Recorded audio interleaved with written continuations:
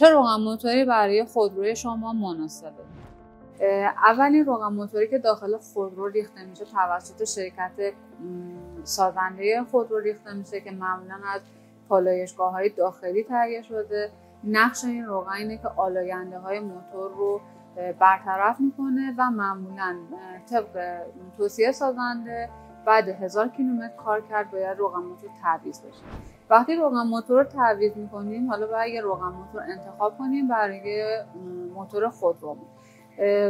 ما دو نوع روغن موتور داریم، روغن موتورهای مونوگرید و مالتی گرید. روغن‌های مالتی گرید معمولا با حرف W نشون داده میشن و همیشه 2 تا عدد کنار این حرف W هست که عدد کوچکتر نشون دهنده عملکرد موتور در هنگام استارت زدن توی دمای سرد سال هست و عدد بزرگتر نشون دهنده اینه که روغن موتور بر اثر گرما رقیق‌تر از اون عدد نخواهد شد، این گرانروی کمتر از اون عدد رو نخواهد داشت.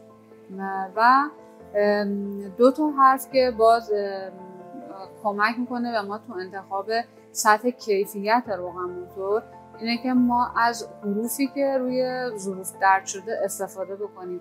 هرچی این حروف به طرف پایین تر باشه، یعنی روغن موتور ما با حرف M, L, N نشانه گذاری شده باشه، سطح کیفی بهتری برای موتور خودمون.